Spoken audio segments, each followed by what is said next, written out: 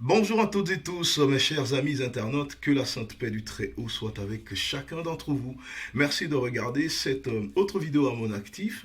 Je vous le promets, ça sera pas long. Je connais les petits soucis de passe au pays. Voilà, à peine cliquer sur une vidéo, allez, vous n'avez plus rien. Et voilà, donc c'est pour ça, si vous remarquez bien, moi mes vidéos sont pas du tout longues. Voilà. Une petite réflexion ce matin et en même temps une question que je me pose et que je vous pose. Peut-être que vous avez remarqué le même phénomène.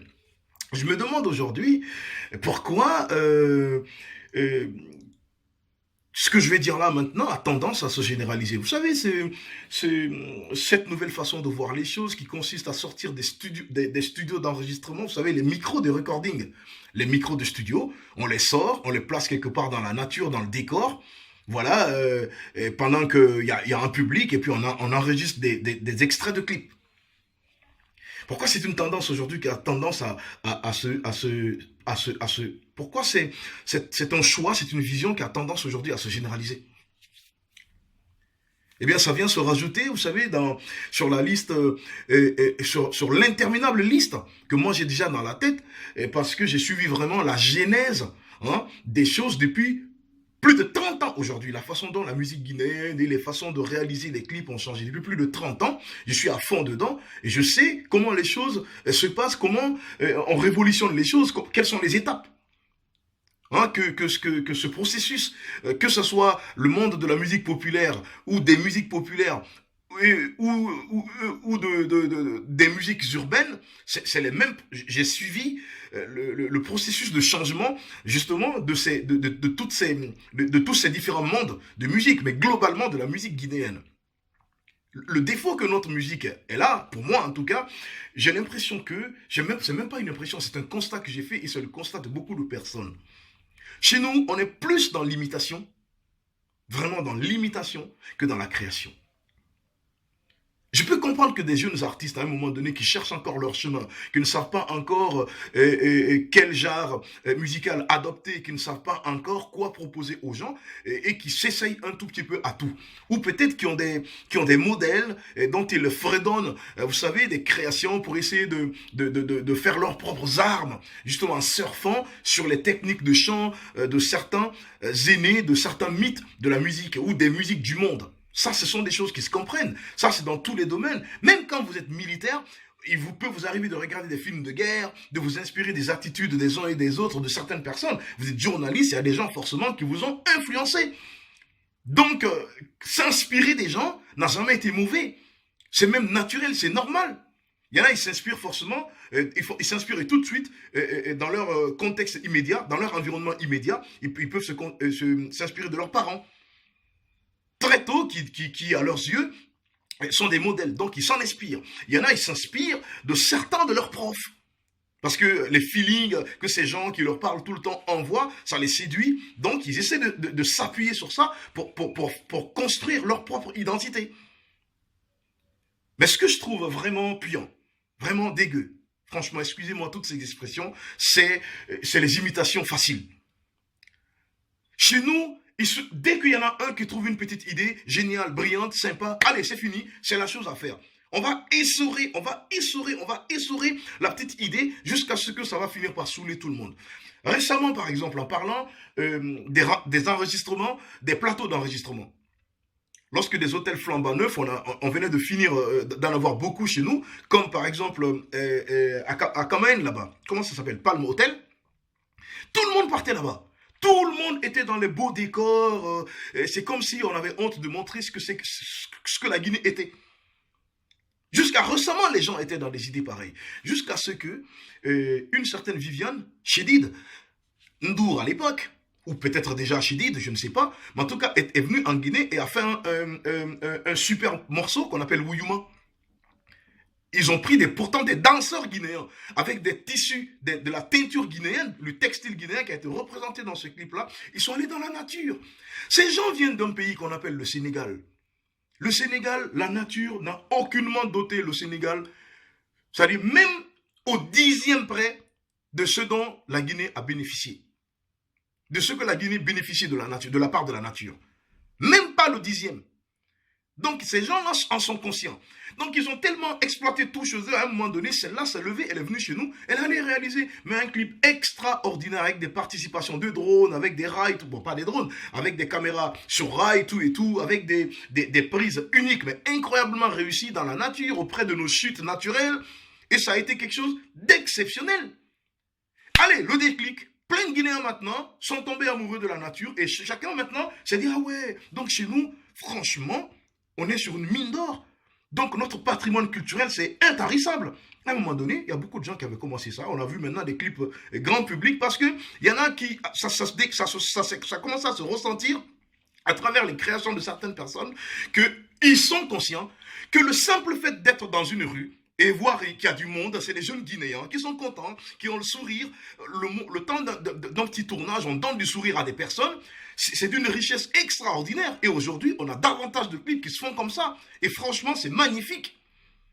Mais la petite idée, ouais, sortir le micro du studio récemment, comment dirais-je, il y en a un, j'y crois bien, ou une dame ou un homme, je ne sais plus, qui c'est qui l'a commencé chez nous.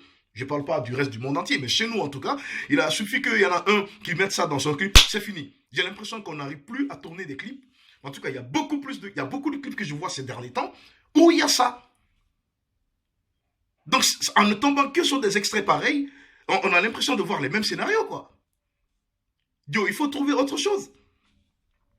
Quelqu'un l'a dit, celui qui, comment dirais-je, je mange un peu mon petit proverbe là. Celui qui crée s'immortalise. Mais moi, je pense qu'à l'inverse de cette assertion, celui qui imite ne fait que délimiter ses propres limites. Et pourtant, on a d'excellents jeunes, on a des gens très brillants. C'est incroyable aujourd'hui quand je vois la qualité du travail réalisé par des jeunes Guinéens, les clips et autres là qui produisent. Le level que les clips guinéens aujourd'hui a atteint par rapport aux clips africains. On est au diapason aujourd'hui de beaucoup. Les Nigériens, d'accord, sont un tout petit peu au-dessus aujourd'hui, mais nos clips ne sont pas du tout ridicules par rapport aux leurs. Ça, c'est magnifique, c'est quelque chose que j'apprécie. Mais en termes de scénario, franchement, il faut varier. Je me dis que les artistes, eux, parfois, les émotions les guident. Et dès qu'ils voient un truc, allez, je dis, ouais, je vais faire ça aussi. Mais vous, les réalisateurs, essayez de leur dire que c'est vous les réalisateurs. Essayez de leur montrer que oui, ce que tu as vu là, c'est joli, non? C'est magnifique. Franchement, je te le conseille, c'est beau. Mais laisse-moi t'étonner, parce que moi aussi, j'ai un tout autre scénario, ou bien j'ai d'autres scénarios qui n'auront rien à voir avec ce que tu viens de voir là. Et tu verras que c'est aussi beau, et en plus, on sera peut-être les premiers à les faire. Il faut être dans un esprit d'émulation, il faut se concurrencer dans la création, dans la créativité. Il ne faut pas faire tourner la culture en rond. Il faut diversifier les idées. Il faut diversifier les idées. La Guinée est riche. Les plateaux, c'est intarissable. Ça ne finira pas. La nature, c'est... Jusqu'à la fin, jusqu'au dernier moment de notre temps, on ne finira jamais d'exploiter ce dont la nature nous a dotés. Ça, c'est impossible. Les scénarios, il faut savoir réfléchir. C'est pour ça que n'importe qui ne doit pas se retrouver dans ça. Peut-être celui qui réalise le clip peut ne pas, par exemple, penser au scénario. Trouver des gens qui écrivent des scénarios et tout. Et qui viennent expliquer, voilà, moi je pense qu'elle doit faire ça, elle doit faire ça. Et celui qui, dirige les tournages et qui réalise, vient exécuter ça, mais en y mettant du sien. Voilà comment on travaille. Il faut mettre des structures autour de soi, pour éviter ces imitations, ces pompages de style, ridicules qui se passent entre artistes des fois. C'est la même chose qui m'a agacé à un moment donné. Tout le monde chantait avec son accent, en Guinée, et du rap, du reggae, etc., etc. Un jour, un enfant terrible a débarqué dans le paysage des musiques urbaines de Guinée, qu'on appelle Takana Zion. Le mec est arrivé avec, d'abord, la première chose qu'il a eu à faire, il a marqué les esprits avec une nouvelle technique de swing. Il a décidé d'influencer, par exemple, quand il chante le soussou, c'est la langue guinéenne dans laquelle il chante le plus, d'accord? Donc, il a décidé de chanter en soussou, mais avec une particularité. Influencer son soussou par l'accent anglophone. C'est un choix. Moi, j'ai jamais compris le choix. Mais il l'a fait. Et apparemment, le public guinéen l'a suivi. Tout le monde comprend ce qu'il fait. Au début, certains disaient, ah, moi, je comprends pas ce qu'il dit. Mais finalement, il a suffi de comprendre une ou deux phrases. Ah ouais, c'est comme ça, il fait, ok, il n'y a pas de problème, tu rentres dedans. Moi, j'ai un de mes frères que j'ai pas envie de citer ici, que nous a quittés il y a moins de 50 jours maintenant. Malgré son standing, il m'a dit un jour, moi au début, je ne le comprenais pas. Maintenant, je le comprends. Et franchement, le garçon, je le trouve intéressant. Et je le surprenais tout le temps dans sa voiture, en train d'écouter du Takana Zion. Et pourtant, il n'est même pas de ce monde-là. Il était dans notre standing, dans notre niveau, dans notre, comment dirais-je, il était dans notre monde qui était complètement opposé au monde ultra-urbain de la Guinée. Mais il trouvait que Takana, désormais, quand il a suffi qu'on lui explique une ou deux fois la façon dont Takana, il swingait. Par exemple, pour dire Marafani, le mec, il préférait dire Marafani, un truc de ce genre. Il a fallu un jour qu'il comprenne ça, qu'il perce ce petit mystère, allait se terminer. Il comprenait toutes les œuvres de Takana. Donc, je voyais des gens qui n'osaient pas clasher Takana publiquement, mais en qui ça se sentait qu'ils le détestent, qu'ils n'aiment pas la gueule du mec, et parfois même qui parlaient dans son dos, qui cassaient pas mal de sucre sur son dos et tout, mais qui ne se sont pas gênés de s'emparer de sa technique de swing. Mais quand tu as imité une personne, faut plus te mettre à essayer de faire passer cette personne-là pour n'importe qui. Tu l'as imité. Dans toute l'histoire de la Guinée, c'est le premier qui est venu avec cette façon de chanter. Et beaucoup l'ont imité. Écoutez aujourd'hui tous ceux qui font du reggae, du raga dancehall chez nous. Tout le monde veut prononcer à la Takana. Vous comprenez? Voilà, donc moi, ça fait partie par exemple des choses qui me saoulent. Or, chacun peut avoir sa propre technique. Il ne faut pas faire tourner la culture, les gars. C'est pas bien du tout. Vous limitez. Ça se trouve, vous représentez des potentiels, mais incroyablement exploitables. Mais en imitant quelqu'un, lorsque cette personne a imité, ben vous êtes limité aussi. Vous choisissez d'imiter une personne, ben vous délimitez vos propres limites, la famille. Ça, ce sont des choses qu'il faut changer. Soyez dans la créativité, dans l'émulation. En fait, quand il y en a un qui fait ça, tu te dis, ben ouais, je vais trouver aussi une idée générale, une idée géniale que je vais essayer de réaliser et ça va marquer les esprits. Soyons comme ça. La culture, elle marchera. Elle arrêtera de tourner en rond, les gars.